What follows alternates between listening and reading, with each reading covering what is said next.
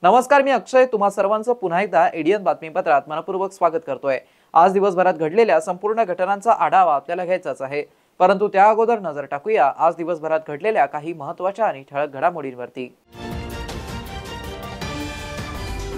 स्वतःचा बूट तोंडात धरायला लावायचा एवढंच नव्हे तर लघुशंका करून तो पिण्यासही देत असे। वैजापूरच्या शिरूरमधील एका भोंदू बाबाचा पर्दाफाश। तर पंढरपूर अतिक्रमण मोहिमेला ग्रामस्थांचा तीव्र विरोध। ग्रामसभेत रस्ता रुंदीकरणाच्या विरोधात ठराव। विभागीय आयुक्तांना पंढरपूर ग्रामपंचायतच्या व नागरिकांच्या वतीने निवेदन सादर। आता बघूया सविस्तर बातम्या। छत्रपती संभाजीनगरमध्ये एका भोंदू बाबाचा पर्दाफाश झालाय। वैजापूरच्या शिरूरमधील विरोबा मंदिरात हा बाबा दरबार भरवत होता।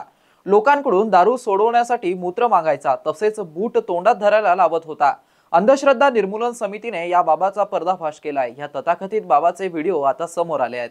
महाराष्ट्राला लागलेली अंधश्रद्धेची कीड कधी दूर होईल हा प्रश्न उपस्थित होतोय। याला कारण आहे छत्रपती संभाजीनगरच्या वैजापूरच्या शिरूर गावाची एक घटना।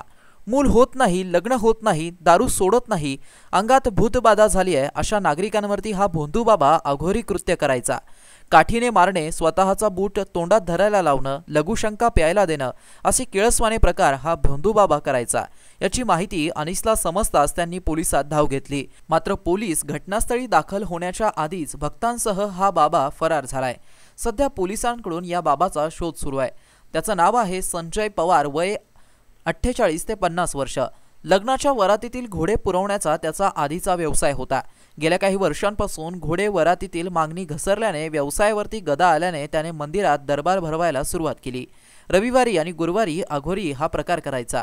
मूल होत नाही, अंगात भूत आहे, दारू सोडवणं अशा कारणांसाठी हा अघोरी प्रकार करायचा। महिलांना चुकीचा स्पर्श करणं, शिव्या देणं, स्वतःचा बूट तोंडात धरायला लावणं, काठीने बेदम मारहाण करणं, झाडांचे पान खायला देणं, बाटलीत लघुशंका करायला लावून तीच त्यांना प्यायला लावणं, उपचाराच्या नावाने पैसे उकळणं हे या भोंदू बाबाचे कारनामे होते।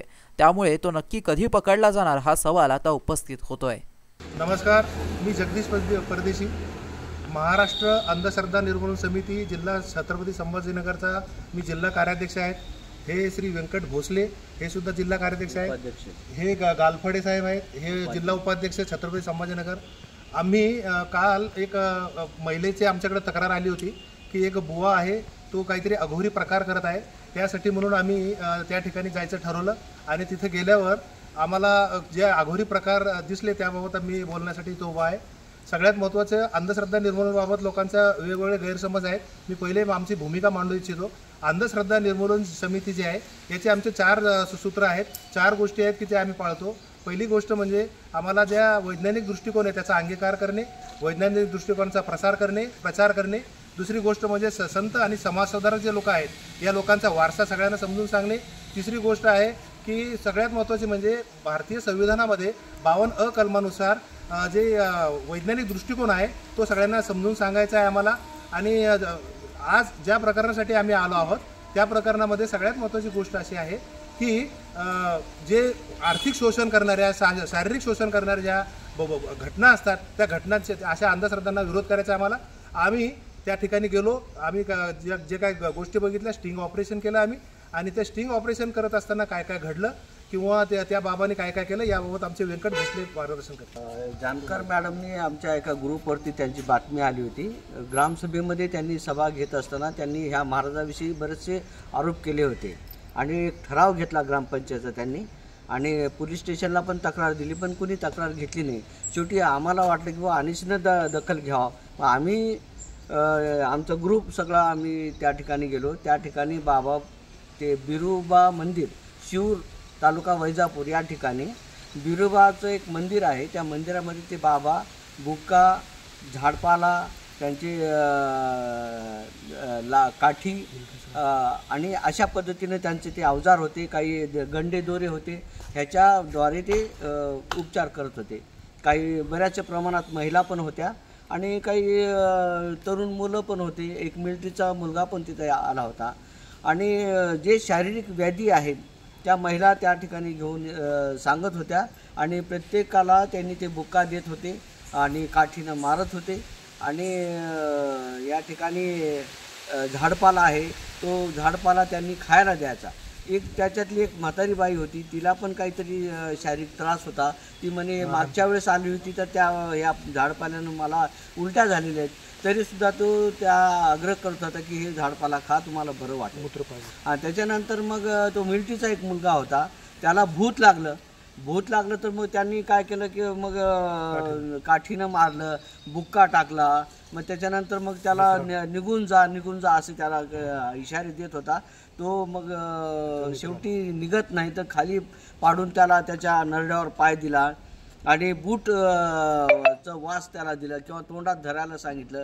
शेवटी त्याच्यासोबत त्याचे मित्रमंडळी आले होते, त्यांना बिस्लरी बॉटलमध्ये लघवी, कारण त्याला लघवी पाजला. शेवटी त्याला लघवी पाजलं, तो पित नव्हता पण त्याला बळजबरी त्याला पाजलं. आणि अजून एक पेशंट होता जो दारू पित होता, तो दारू सुटत नव्हती त्यालाही त्यांनी तोच प्रयोग केला.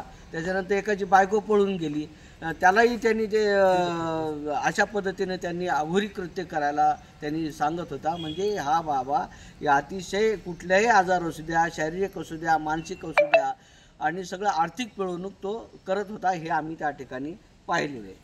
गालफोडे सर हे भूमिका मांडतील. हे आमचे तिथं एक पेशंट म्हणून गेले होते आणि यांनी पुढे काय कसं त्यांचा अनुभव काय ते सांगा. नमस्कार, मी माणिक गालफाडे, अनिसचा मी जिल्हा उपाध्यक्ष आहे. आम्ही परवा गुरुवारी म्हणजे 16/7/2025 रोजी आम्ही आमच्या टीमसह शिऊर बंगला, तालुका वैजापूर, जिल्हा छत्रपती संभाजीनगर या ठिकाणी सकाळी 9ला गेलो. आणि गेल्यानंतर आमच्याकडे तक्रार आल्यामुळे आम्ही त्या ठिकाणी गेलो आणि त्या तक्रारीची शहानिशा करण्यासाठी आम्ही प्रथम त्या ठिकाणी गेलो. गेल्यानंतर गावाच्या कडेला एक छोटंसं एक बिरोबा नावाच्या देवाचं मंदिर आहे. त्या मंदिरामध्ये हा प्रकार चालत होता, हे आम्ही पाहिलं. आणि गेल्यानंतर मी स्वतः त्या ठिकाणी एक पेशंट म्हणून मी एका व्याधीने ग्रासलेलो आहे आणि ती मला व्याधी दूर करण्यासाठी मी त्या बाबाकडे गेलो. आणि गेल्यानंतर मी त्या ठिकाणी बसल्यानंतर काही ठिकाणी दुसऱ्या लोकांच्या समस्या तो बाबा ऐकत होता. मग त्या दुसऱ्या लोकांच्या समस्या, कुणाला किडनीचा आजार आहे, कुणाची बायको पळून गेली, अशा प्रकारच्या वेगवेगळ्या आजारावर तो औषधं म्हणजे देत होता. तर औषध देणं म्हणजे काय, त्याच माणसांना एक हळदीची पुडी आणायला लावायची, तीच तिथं कापायची आणि तिथं खाली टाकायची, तीच त्या माणसाच्या अंगावर फेकून छडीनं मारणे, काठीनं, छडी नाही तर मोठ्या अशा 2 काट्या त्या ठिकाणी ठेवलेल्या आहेत आमच्या चित्रफितीमध्ये आहेत, तर त्या काट्याने मारणं असे प्रकार तो करत होता. मग माझा नंबर आला, मला त्यांनी बोलावलं आणि विचारलं की बाबा काय झालं, तुम्हाला कुठून आले. म्हटलं संभाजीनगरहून. ठीक आहे, म्हणजे काय झालं. म्हणून माझा हात खूप दुखतो, खूप मी दवाखाने वगैरे केले पण मला काही कुठं गुण आला नाही, थेरपी घेतल्या परंतु मला कुठलाच म्हणजे फरक नाही. ठीक आहे म्हणे, यापुढे. मग आले, माझ्या अंगावर त्यांनी हळद टाकली, तो अंगारा म्हणून खूप, या हातावर टाकली, या पायावर टाकली, तोंडावर टाकली, कपाळाला लावली आणि काठीनं मला त्या ठिकाणी मारलं. बऱ्याच वेळा त्यांनी काठीनं मारलं, बोटापासून या खांद्यापर्यंत. नंतर कपडे काढूनसुद्धा माझ्या अंगावर हळद टाकून मला त्यांनी काठीनं मारलं. आणि विचारलं आता कमी झालं का, काही वेदना कमी झाल्या का. मी सांगितलं बिलकुल नाही, इथं दुखतं. ठीक आहे म्हणे. आणखी परत त्यांनी काठीनं मारलं आणि त्यांनी सांगितलं की आणखी तुम्ही 4 खेट्या करावं लागतील, 4 फेऱ्यात मारावं लागतील, नंतर कमी होईल. असे प्रकार हा भोंदूबाबा त्या ठिकाणी करत होता, ते आम्ही स्वतः प्रत्यक्ष पाहिलं. आणि त्यानंतर मग आम्ही तिथून पोलीस स्टेशनला गेलो. दरम्यान सदर भोंदूबाबा विरोधात शिऊर पोलीस ठाण्यात गुन्हा दाखल करण्यात आले असल्याची माहिती पोलीस अधीक्षक डॉक्टर विनयकुमार राठोड यांनी एडीएन सोबत बोलताना दिली आहे. दिनांक 17 तारखेला वैजापूर तालुक्यातील शिऊर पोलीस स्टेशन या ठिकाणी पोलीस स्टेशन इंचार्ज यांना अनिसचे काही कार्यकर्ते आले आणि त्यांनी अशी माहिती दिली की बिरोबा मंदिर या ठिकाणी एक व्यक्ती आहे, काही जादू टोण्याचे प्रकार करतोय आणि त्यातला पुष्टी देण्यासाठी त्यांनी काही व्हिडिओज त्यांना दाखवले. ते व्हिडिओज पाहिले असता असं निदर्शनास आले की एका व्यक्तीवर काहीतरी भंडारा टाकून मंत्रतंत्र बोलत आहे वगैरे. आणि सदर व्हिडिओची खात्री केल्यानंतर शिवूर पोलीस स्टेशन या ठिकाणी CR नंबर 258/25 मध्ये 2 जादूटोणा विरोधी प्रतिबंधक उच्चाटन कायदा 2013 अन्वये गुन्हा दाखल करण्यात आलेला आहे. आरोपीचे नाव आहे संजय रंगनाथ पवार. तो त्या ठिकाणीच राहत होता. छत्रपती संभाजीनगर शहरात महापालिकेच्या वतीने अतिक्रमणाच्या कारवाईसाठी कायद्याची अंमलबजावणी करा यासह विविध मागण्या घेऊन मनपा प्रशासनाला निवेदन देणार असल्याची माहिती भारतीय कम्युनिस्ट पक्षाचे मधुकर खिल्लारे यांनी पत्रकार परिषदेत दिली आहे. शहरामध्ये जे गेल्या 1.5-2 महिन्यापासून जी मोहीम सुरू आहे, अतिक्रमणाच्या नावाखाली जे अधिकृत घरे दुकाने आहेत ते पाडण्याचा महापालिकेच्या प्रशासनाने सपाटा लावलेला आहे आणि त्याला कुठलाही कायद्याचा आधार नाही. समजा जर एखाद्याला अतिक्रमण ते रस्ता रुंदीकरण करायचं असेल तर कायदा असा सांगतो की त्याच्या किती अतिक्रमण होत आहे, किती बाधित होत आहे, त्याला नोटीस देणं, त्याचा पंचनामा करणं आणि त्यानंतर पाडणं. परंतु या कमिशनरनं तसं न करता अगोदर पाडलं आणि नंतर त्याचा पंचनामा केला, नोटिसा दिला. हे पूर्णपणे चुकीचं आहे असं आमचं म्हणणं आहे. आणि म्हणून आम्ही जे काही लोक आहेत, बाधित लोक आहेत, त्रस्त लोक आहेत, ते आमच्याकडे आले आणि त्यांना आम्ही एकत्र करून सोमवारी महापालिकेच्या आयुक्तांना भेटणार आहोत आणि त्यांना काही विविध मागण्यांचं आम्ही निवेदन देणार आहोत. प्रामुख्यानं ही जे काही चालू आहे कायद्यानं तुम्ही त्याची जो कायदा आहे अधिग्रहण जमिनीचा जो कायदा आहे त्या कायद्याचं अंमलबजावणी करा. आणि त्याचबरोबर अशी विविध मागण्या घेऊ. त्यामध्ये प्रामुख्याने एक मागणी आहे की विश्रांतीनगर जय भवानीनगरमध्ये जे 1.5 वर्षापूर्वी जे घरं पाडले आणि त्यांना महानगरपालिकेच्या जनरल बॉडीनं प्रस्ताव पास केलेला आहे की त्यांना जोपर्यंत पर्यायी घरं देत नाही तोपर्यंत त्यांची जागा पाडू नये. परंतु प्रशासनानं अचानकपणे ते सकाळी आले आणि पाडलं. तर हे आता त्यांचा 10 वर्षापासून ते लोक आम्ही लढत होतो आणि त्या लोकांना आता ते म्हणतात की आम्ही देऊ, परंतु अद्यापर्यंत त्या लोकांना कुठल्याही पर्यायी जागा दिला नाही ना आम्हाला लेखी दिलेला आहे. म्हणून आम्ही या सगळ्या मागण्या घेऊन परवा महापालिकेचे आयुक्त जी श्रीकांत साहेब त्यांना भेटणार आहोत, पोलीस आयुक्त यांनाही भेटणार आहोत आणि या मराठवाड्याचे विभागीय आयुक्त पापळकर सर त्यांनाही भेटणार आहोत. आणि त्यांना या शहरामध्ये हे जे काही चालू आहे अवैधपणे दमदाटी ही जी काही चालू आहे ही थांबवावी, ही कारवाई थांबवावी अशा मागण्याचं आम्ही निवेदन त्यांना देणार आहोत. धन्यवाद. मी कॉम्रेड मधुकर खिल्लारे, भारतीय कम्युनिस्ट पक्ष.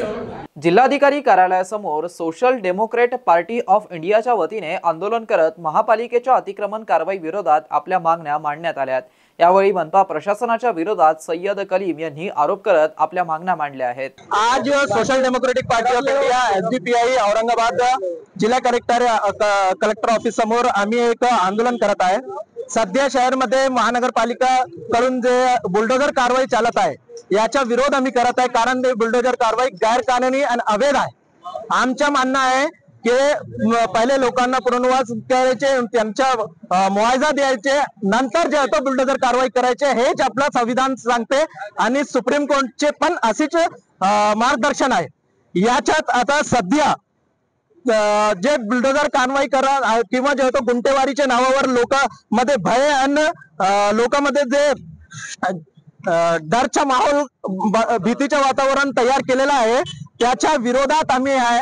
आमचं म्हणणं आहे हा देश डेमोक्रेटिक देश आहे, संविधानिक देश आहे. आपल्या देशात जे आहे तो हिटलरशाही चालत नाही और चालणार पण नाही, आम्ही चालू देऊ पण नाही. आमचं म्हणणं आहे जे कोर्टचा प्रोसिजर आहे, लोकांना पुनर्वास द्यायचे, त्यांचा मुआवजा द्यायचे आणि नंतर गुंटेवारीमध्ये जे लिमिटेशन ऍक्ट आहे 12 वर्षाचा, म्हणजे काय 12 वर्ष कोणाच्या जागावर आता कब्जा आहे ते राहत आहे, ते जागा त्यांच्या मालकांना हक सिद्ध करत आहे असं आमच्या हे लिमिटेशन ऍक्ट जे वक्फ प्रॉपर्टी मध्ये सेंट्रल गव्हर्नमेंट मध्ये आणलेली आहे आता अमेंडमेंट करून, हे ते ऍक्ट इथे पण आहे. लोक आज खूप जो तो परेशान आला आहे. लोकांना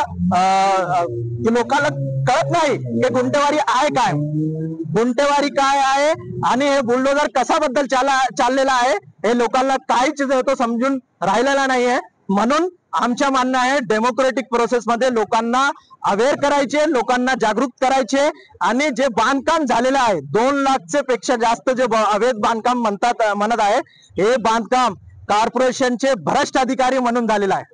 लोकांच्या याच्यात काही चूक नाही.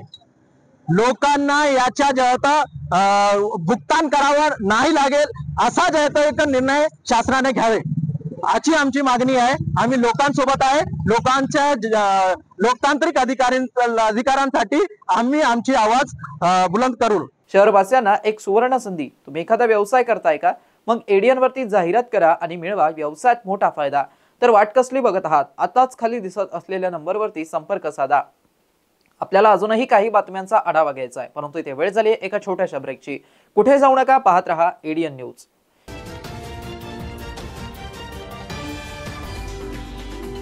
तब्बल 100 वर्षांपासून यशस्वी विद्यार्थी घडवणारे मराठवाड्यातील पहिले महाविद्यालय असलेले शासकीय ज्ञानविज्ञान महाविद्यालय छत्रपती संभाजीनगर या महाविद्यालयात नव्या शैक्षणिक वर्षात अर्थात 2025 आणि 26 मध्ये प्रवेश घेण्याची पुन्हा सुवर्ण संधी. BA, BSc आणि MA साठी प्रवेश खुले आहेत. BA मध्ये निवडा तुमच्या आवडीचे विषय. भाषा विषयाबरोबरच इतिहास, मानसशास्त्र, समाजशास्त्र आणि बरंच काही. मराठी आणि इंग्रजी माध्यमांसाठी स्वतंत्र वर्ग. BSc मध्ये botany, chemistry, zoology, microbiology, computer science सारखे आधुनिक विषय. MA साठी खास अभ्यासक्रम, भूगोल, ग्रहविज्ञान आणि संगीत. शिक्षणाची उत्तम व्यवस्था, कमी खर्चात मुलामुलींसाठी महाविद्यालयाची प्रशस्त इमारत, स्वतंत्र ग्रंथालय, वाचनालय, अभ्यासिका, मुलींसाठी लेडीज रूम, प्रयोगशाळा, वसतिगृह आदींची व्यवस्था. NEP 2020 ची अंमलबजावणी. MPSC, UPSC पूर्व प्रशिक्षणाची खास सुविधा. स्पोर्ट्स, NCC, NSS आणि स्किल बेस्ड कोर्सेस सह तुमच्या सर्वांगीण विकासाची हमी. प्रवेशासाठी आजच संपर्क करा. कला शाखेसाठी 9823 139664, BSc साठी 9823 04 23 59, 11वी विज्ञानसाठी 9503 81 89 94 आणि 11वी कला शाखेसाठी 9922 90 09 34. तर वाट कसली बघताय? आजच तुमच्या उज्ज्वल भविष्याची निवड करा. शासकीय ज्ञानविज्ञान महाविद्यालय. Educate, empower, enlighten. मनोवृत्ती घडवा, भविष्य घडवा. आजच आपला प्रवेश निश्चित करा. 10वी 12वी झाली, आता पुढे काय? शहराच्या मध्यवर्ती ठिकाणी असलेल्या महाविद्यालयाच्या शोधात आहात तर सर्व विद्यार्थ्यांसाठी एज्युकेशनचा मास्टर स्ट्रोक. विवेकानंद शिक्षण संस्था संचालित विवेकानंद कला सरदार दलीप सिंग वाणिज्य व विज्ञान महाविद्यालय समर्थनगर छत्रपती संभाजीनगर. NEP राष्ट्रीय शैक्षणिक धोरणानुसार BA, BCom, BSc, BBA 2025 व 26 साठी प्रवेश प्रक्रिया व नोंदणी सुरू झाली आहे. यशवंतराव चव्हाण महाराष्ट्र मुक्त विद्यापीठ नाशिक व इंदिरा गांधी मुक्त विद्यापीठ दिल्ली हे अभ्यास केंद्र उपलब्ध आहेच, परंतु आपल्या शहराच्या मध्यवर्ती ठिकाणी प्रशस्त इमारत, 3ही विद्याशाखा, 16 विषयामध्ये PGचे अभ्यासक्रम, शिवाय 11 विषयात PhD रिसर्च सेंटर, गुणवत्तापूर्ण व दर्जेदार शिक्षण, 50 वर्षांची उज्ज्वल परंपरा, सुसज्ज ग्रंथालय, OPAC, N-लिस्ट आणि रिमोट ऍक्सेसची सुविधा, आधुनिक विज्ञान प्रयोगशाळा, सुसज्ज क्रीडा विभाग, राष्ट्रपतींच्या हस्ते गौरवप्राप्त विद्यार्थ्यांचा महाविद्यालयात सहभाग, दिव्यांगांसाठी स्पेशल कॉम्प्युटर लॅब, व्यक्तिमत्व विकासासाठी NCC आणि NSS, स्पर्धा परीक्षेसंदर्भात मार्गदर्शन, शासनाच्या सर्व शिष्यवृत्ती योजना उपलब्ध, शिवाय स्वाधार योजनेच्या विद्यार्थ्यांना परिपूर्ण लाभ. प्रवेशासाठी संपर्क 0240 23 65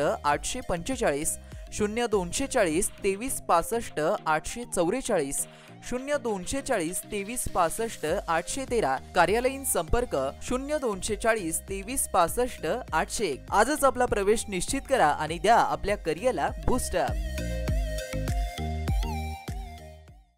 अनेकांच्या मनात स्वप्न असते की देशाची सेवा करायची, परंतु काही लोकच योग्य प्रशिक्षण घेऊन ते वास्तवात पूर्ण करतात. वास्तविक सैनिक बनणे सोपं काम नाही, कारण प्रशिक्षणाच्या मैदानापासून ते युद्धाच्या रणांगणापर्यंत प्रत्येक क्षण संघर्षमय असतो. फक्त जो इमानदार, समजूतदार असेल आणि ज्याची इच्छाशक्ती प्रबळ असेल असाच व्यक्ती या क्षेत्रात टिकू शकतो. प्रत्येक वर्षी अनेक परीक्षार्थ्यांना यश प्राप्त होते, ते फक्त आणि फक्त गरुड झेप अकॅडमी. पंख आम्ही देतो, उंच भरारी तुम्ही घ्या.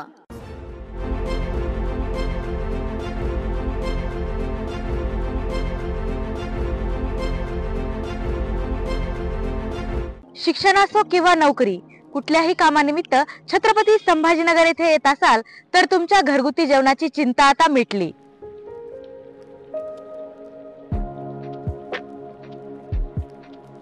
नमस्कार, मी पूजा दाता। माझं कॉलेजचं शिक्षण पूर्ण झाल्यावर मी काही वर्ष नोकरी केली, काही वर्ष गृहिणी होते आणि नंतर रुचिरा स्वयंपाकघर सुरू केलं। रुचिरा स्वयंपाकघर सुरू करण्यामागे उद्देश व्यवसाय हा नव्हता, माझी आवड हा महत्त्वाचा उद्देश होता। तो मी स्वतःच्या जागेत 2009 सालापासून खडकेश्वर येथे सुरू केला तेव्हा अतिशय छोट्या प्रमाणात सुरू झाला होता तो। त्याचं स्वरूप आता खूप मोठं झालंय।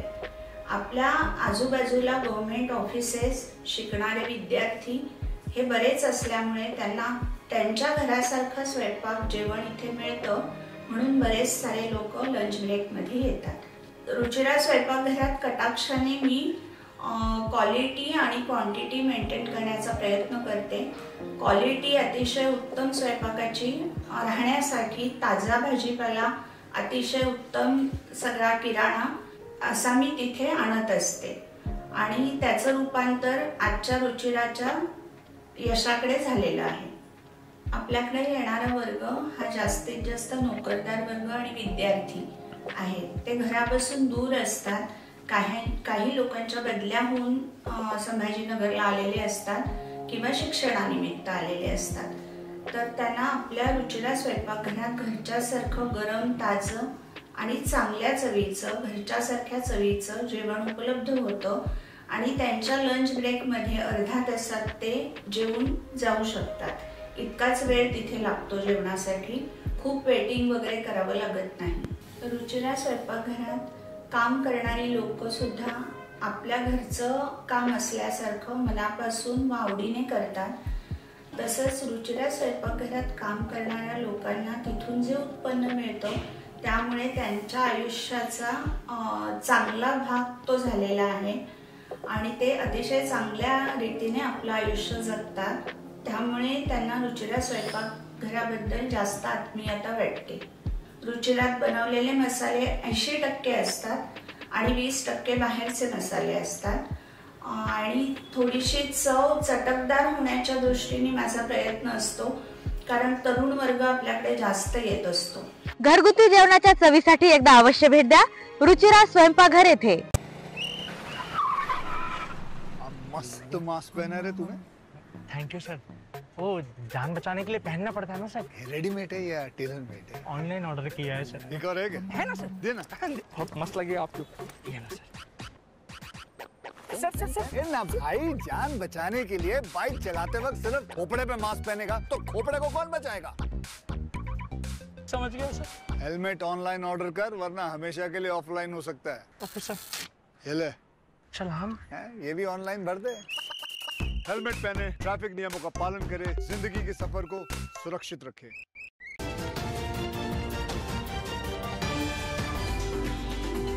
ब्रेकनंतर पुन्हा एकदा स्वागत। आपण बघत आहात एडीएन बातमीपत्र। शिक्षकांनी आपापल्या विद्यार्थ्यांमध्ये वाचन, लेखन, अंक क्षमतांसोबतच निसर्गप्रेम, सुसंस्कार देऊन गुणवत्ता वाढीसाठी उपक्रम राबवावे असे निर्देश जिल्हाधिकारी दिलीप स्वामी यांनी आज सर्व गट शिक्षण अधिकारी, शिक्षण विस्तार अधिकारी, केंद्र प्रमुख आदींना दिले आहेत। शिक्षण विभागाची जिल्हास्तरीय आढावा बैठक आज देवगिरी महाविद्यालयाच्या रवींद्रनाथ टागोर सभागृहामध्ये पार पडली। जिल्हा परिषदेचे मुख्य कार्यकारी अधिकारी अंकित, जिल्हा शिक्षण अधिकारी प्राथमिक जयश्री चव्हाण, जिल्हा शिक्षण अधिकारी माध्यमिक अश्विनी लाटकर, जिल्हा शिक्षण अधिकारी योजना अरुण शिंदे, जिल्हा नियोजन अधिकारी भारत वायाळ तसेच जिल्ह्यातील सर्व गट शिक्षण अधिकारी, शिक्षण विस्तार अधिकारी, केंद्र प्रमुख आदी उपस्थित होते। जिल्हाधिकारी स्वामी म्हणालेत की जिल्ह्यात दशसूत्रीच्या माध्यमातून विद्यार्थ्यांना सुसंस्कारित करण्याचा उपक्रम गेल्या वर्षी सुरू केला। या उपक्रमाला चालना द्यावी त्यासाठी प्रत्येक पालकांशी संवाद साधणं आवश्यक आहे।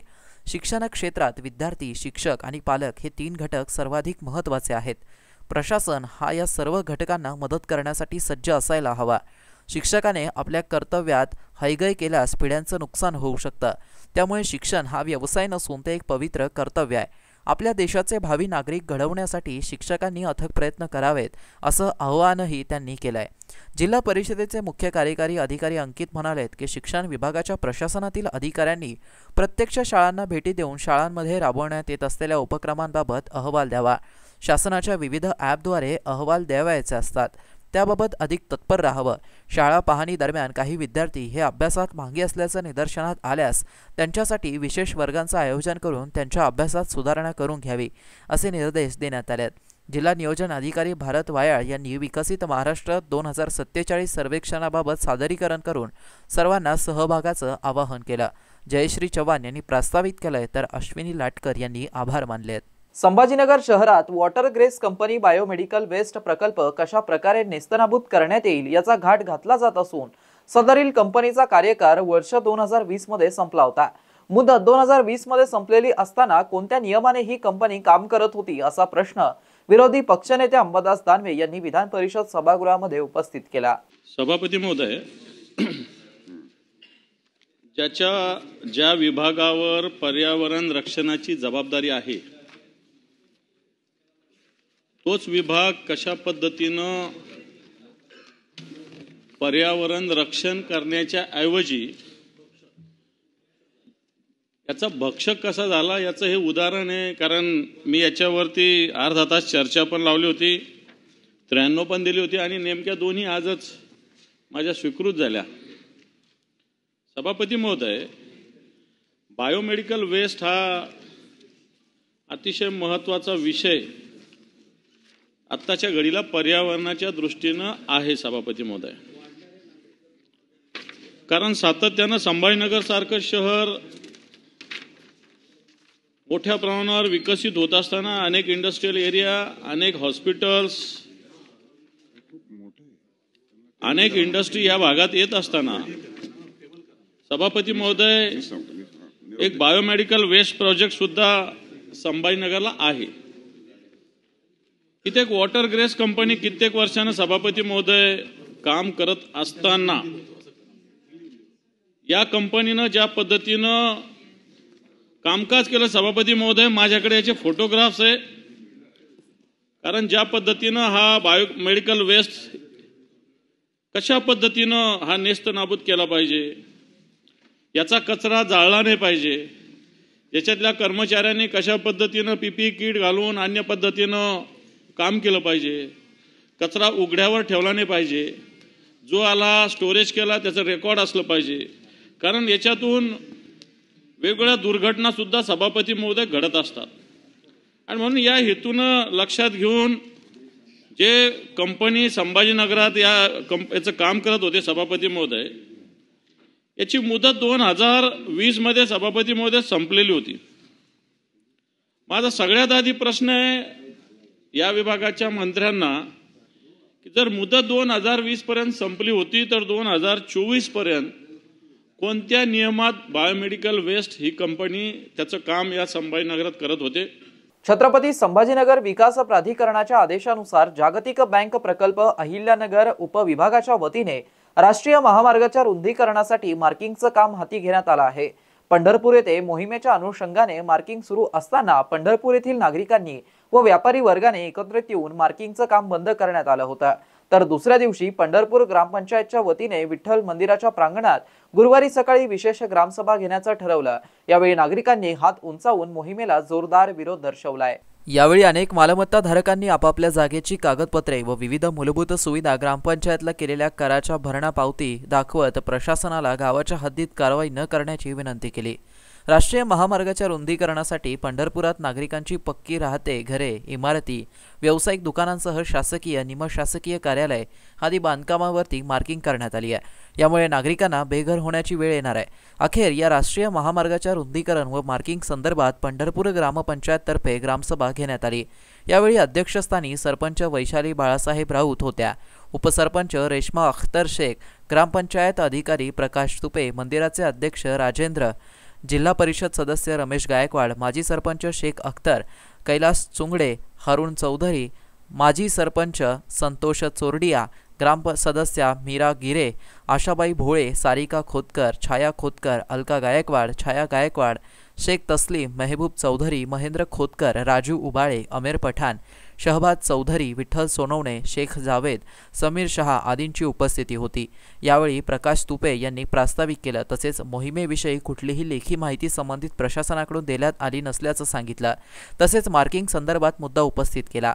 यावेळी गणेश गाडेकर यांनी नागरिकांनी लढा उभारून विभागीय आयुक्तांसह शासनाकडे पाठपुरावा करणार असल्याचं सांगितलं। तर हाजी दौलत खान पठाण यांनी मोहिमेला विरोध दर्शवत केंद्रीय रस्ते विकास मंत्री नितीन गडकरी यांच्याकडे पाठपुरावा करून न्याय देण्याची मागणी केली। यावेळी राजेंद्र पवार यांनी मंदिराकडे जुनी कागदपत्रे, 1964 वर्षाचं धर्मादाय आयुक्तांच्या परवानगीविषयीची माहिती दिली। बायपास किंवा उड्डाणपूल करावा अशी ग्रामस्थांची मागणी ग्रामसभेत उपस्थितांनी एकमुखाने हा ठराव सर्वानुमते मंजूर केलाय की रस्ता रुंदीकरण न करता पर्यायी मार्गाचा विचार करावा। एस क्लब ते बजाज गेट दरम्यान बायपास रस्ता किंवा ओएसिस चौक ते कामगार चौक दरम्यान उड्डाणपुलाची उभारणी करण्यात यावी। व्यवसाय, घरे आणि धार्मिक स्थळांना धोका महानगर विकास प्राधिकरणाने आखलेल्या आराखड्यानुसार सद्यस्थितीत अस्तित्वात असलेल्या 30 मीटर रुंद रस्त्याचं 74 मीटरपर्यंत रुंदीकरण करण्यात येणार आहे। त्यामुळे शेकडो रहिवासी व व्यावसायिक बांधकामे बाधित होणार आहेत। या भागात अनेक नागरिकांचे लहान मोठे व्यवसाय असून त्यांच्यावर उपासमारीची वेळ येणार आहे। त्याप्रमाणे विठ्ठल रुक्मिणी मंदिर, जामा मशीद, मदिना मस्जिद, समाज मंदिर, डॉक्टर बाबासाहेब आंबेडकर पुतळा अशा धार्मिक व सामाजिक स्थळांवरही रस्ता रुंदीकरणाचा धोका आहे। यामुळे वाहतूक सुरळीत होईलच, शिवाय स्थानिकांचा व्यवसाय, घरे व धार्मिक स्थळे अबाधित राहतील। याबरोबरच गावकरी व्यापाऱ्यांनी आपल्याकडील जुनी कागदपत्रे ग्रामपंचायतकडे सादर करून एकजुटीने मोहिमेला सर्व नागरिकांना हात उंचावून विरोध दर्शवला। यासाठी प्रशासनाविरोधात न्यायालयात दाद मागण्यासाठी जाणार असल्याचं सांगितलं। केव्ही गायकवाड, प्रवीण मुनोत, माजी जिल्हा परिषद सदस्य रमेश गायकवाड, माजी सरपंच शेख अख्तर आदींनी मत मांडलं। यावेळी ग्रामसभेत नागरिकांनी मांडलेल्या सर्व मुद्द्यांचा ठराव घेऊन प्रशासनाला जोरदार विरोध दर्शवण्यात आला। विभागीय आयुक्तांना पंढरपूर ग्रामपंचायत व नागरिकांच्या वतीने निवेदन देण्यात आलं। पंढरपूर ग्रामपंचायतच्या वतीने ग्रामसभेच्या ठरावानुसार नगरनाका ते रहीमपूर अहिल्यानगर पुणे रोड रस्त्याच्या नियोजित रुंदीकरणावरती ग्रामस्थांनी तीव्र आक्षेप नोंदवत विभागीय आयुक्त तथा महानगर विकास प्राधिकरणाचे आयुक्त जितेंद्र पापळकर यांना निवेदन सादर केले असता जितेंद्र पापळकर विभागीय आयुक्त यांनी अशी माहिती दिली की अनधिकृत अतिक्रमणावरती जेसीबी चालवणार ज्यांनी रस्त्यावरती अतिक्रमण केलं आहे ती पाडण्यात येईल। नुकसान टाळण्यासाठी स्वतःहून ते काढून घ्यावं। ज्यांचं अधिकृत बांधकाम असेल त्यांचं भूसंपादनाची रीतसर प्रक्रिया सुरू होईपर्यंत घरांना किंवा मालमत्तांना धक्का लागणार नाही। मात्र अतिक्रमण केले असेल तर ते स्वतःहून काढून घ्यावं, अन्यथा जेसीबी चालवावा लागेल। एडियनसाठी विशेष प्रतिनिधी शिवाजी पांडुरंग गायकवाड, वाळूज, महानगर। 1966 साली सँक्शन झालेला आहे। 66 सालाच्या नियमानुसार त्यांनी कारवाई करायला पाहिजे होती, पण त्यांनी काय केलं 2019 ऑगस्ट मध्ये एक नोटिफिकेशन काढलं, त्याचा जीआर काढला आणि त्या जीआरच्या आधारे आजची जी कारवाई आहे त्या जीआरच्या आधारे त्यांनी केलेली आहे। त्या जीआरचा नंबर आहे, कारवाई करीत आहे। पण जे 1966 मध्ये जर यांना रोल करायचा होता तर त्याच वेळेस त्यांची आखणी करायला पाहिजे होती, जे त्यांचा नियम होता त्याप्रमाणे। इतके वर्ष हे काय झोपले होते का? 40 वर्ष झाले हे झोपा घेत होते का अधिकारी हे? आणि आज आले मार्किंग करून जाऊन राहिले डायरेक्ट, कोणाला विचारत नाही, काही नाही, कोणी काही बोलत नाही। आपण विचारलं तर काही सांगत सुद्धा नाही। हा कोणचा कायदा यांचा? यायचा डायरेक्ट दुसऱ्याच्या घरावर अतिक्रमण करायचं। तुम्हाला लई स्टेप घेऊन मोजायची हौस तुमच्या स्वतःच्या घरावर मोजा ना। ज्या अधिकारी लोकांच्या घरावर कसं काय टेप धरता तुम्ही डायरेक्ट विचारता? माझी एवढी कळकळीची विनंती आहे की शासनाने जे 19 ऑगस्टला जो प्रसिद्ध केलेला जीआर आहे त्या जीआर मध्ये आपल्याला कोणाला गैर धर न करता डायरेक्ट जीआर आधी 37 मीटरची मार्किंग केली कसं काय? कोणत्या आधारे केली?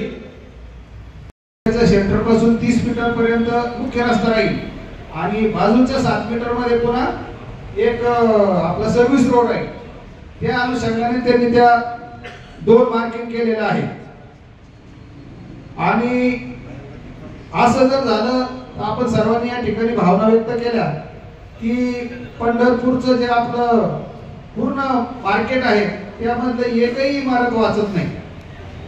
मंदिराला सुद्धा या इथपर्यंत भाग येतो, ग्रामपंचायत सुद्धा 100% जाती आणि या दुकानाचा तर विषय म्हणजे तुम्ही 240 फूट टोटल रस्ता होईल। 120 फूट तिकडं आणि 120 फूट इकडं, म्हणजे त्यामध्ये किती मालमत्ता बाधित होती। शेवटी पुन्हा एकदा नजर टाकूया आज दिवसभरात घडलेल्या काही महत्त्वाच्या आणि ठळक घडामोडींवरती। स्वतःचा बूट तोंडात धरायला लावायचा एवढंच नव्हे तर लघुशंका करून तो पिण्यासही देत असे। वैजापूरच्या शिरूरमधील एका भोंदूबाबाचा पर्दाफाश। तर पंढरपूर अतिक्रमण मोहिमेला ग्रामस्थांचा तीव्र विरोध, ग्रामसभेत रस्ता रुंदीकरणाच्या विरोधात ठराव, विभागीय आयुक्तांना पंढरपूर ग्रामपंचायतच्या व नागरिकांच्या वतीने निवेदन सादर. आणि याबरोबरच हे बातमीपत्र इथेच संपलं. पुन्हा भेटूया पुढील बातमीपत्रात. तोपर्यंत पाहत रहा आपल्या हक्काचं बातमीपत्र एडीएन न्यूज.